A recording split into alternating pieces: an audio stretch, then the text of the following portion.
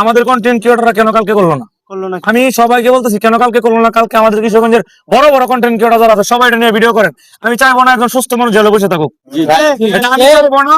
আমার পক্ষেও যদি আপনারা বলেন আপনারাও চাইবেন না, তো সবাই মানবো এই কথাটা ইনশাআল্লাহ।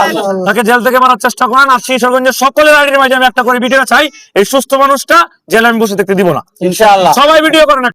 সাইদ ভাই লিভার ক্যান্সারে আক্রান্ত। সাইদ ভাইয়ের জন্য হাজারো দেশের মানুষ, হাজারো প্রবাসী সকলে মিলে আমরা 30 লক্ষ টাকা কানেক্ট করছি।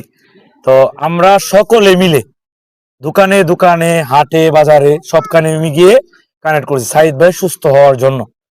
তো মাশাআল্লাহ টাকা উঠে পড়ছে, আর কেউ টাকা কানেক্ট করবেন না।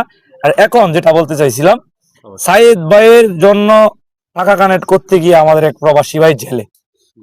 এটা কি আমাদের দুঃখের বিষয় না? তো তারও তো ফ্যামিলি আছে, তার ফ্যামিলিও তো চায় রয়েছে তার দিকে।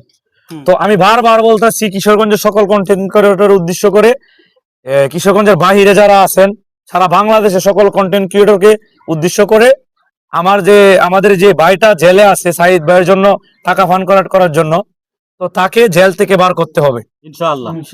সে জেলে কিসের জন্য ঢুকছে? কারণ বাহিরের দেশের পুলিশ এভাবে ফান্ড কানেক্ট করা, দোকানে দোকানে যাওয়া, ওরা ছাদাবাজ হিসেবে মনে করছে, ভিক্ষুক মনে করে জেলে ঢুকাইছে। এটা কিন্তু বাংলাদেশে আইন থাকলেও বিদেশে নাই, যেটা আপনি বলছেন, যেহেতু আপনি থাকেছেন প্রবাসে, আপনি সিনিয়র পারসন। তো ও যে টাকাটা ফান্ড কানেক্ট করছে, ও কিন্তু সিনিয়র পারসন না। 6 মাস হয়েছে বিদেশ গেছে, এত বেশি বুঝে না আরবি ভাষা, বাংলা ভাষাটা শুধু বুঝে, আরবি ভাষাটা বুঝে না। তো সে একটা ভুল করছে সাইদ ভাইয়ের জন্য, কারণ অনেকে বিদেশে মাটিতে টাকা উড়াইছে, ও দেখছে, ওকে বুঝে ঢুকে গেছে বাঙ্গাল ভাই দেন আমাদের মনে মনে ব্যাপার বলছে, আমার পুলিশে ধরে দিচ্ছে। তা আমরা সাইদ ভাই সুস্থ হওয়ার জন্য আমরা টাকা কানেক্ট করছি। আর এখন আমাদের সাইদ ভাইয়ের জন্য দৌড়াদৌড়ি করতে গিয়ে একজন মানুষ যদি জেলে যায়, আমাদের উচিত কি তার পিছনে আমরা টাকা, তার জন্য কিছু কথা বলা ইনশাআল্লাহ। তো আমি বলতে চাই সারা বাংলাদেশের কন্টেন্ট ক্রিয়েটরকে, যে একজন মানুষ বিছানায় এরপরে হাসপাতালে শুয়ে রয়েছে অসুস্থ অবস্থায়, আর একজন মানুষ সুস্থ অবস্থায় জেলে পড়ে আছে, তার জন্য আমরা এটা মেনে নিতে পারবো না। আমরা সবাই ভিডিও বানাই, আমরা সবাই তার জন্য করি। তার বাড়ির লোকেশনও জানি না, তার নামও জানি না, সে সৌদি আরব থাকে এটা জানি, আর ধরা পড়ছে এটা জানি। আমরা সকল ডিটেইলস জানবো, জানার পরে তাকে জেল থেকে বাড়ার চেষ্টা করবো ইনশাআল্লাহ। আপনাদের গ্রুপের হেল্প লাগবে ইনশাআল্লাহ, আপনাদের গ্রুপে যতজন আছে হেল্প লাগবে, আপনারা মিডিয়া যার পরে আপনাদের টিম আছে, সকল টিমের কাছে আমার একটা আবদার, এটা নিয়ে ভিডিও বানান আর এটা নিয়ে সারা বাংলাদেশ চলাই দেন ইনশাআল্লাহ। তো আমি আইসা আগে ভিডিও করছি, আমি শুনলাম কালকে আসছিল ওরা ফ্যামিলি। তো ফ্যামিলি কি বলছে কাকা?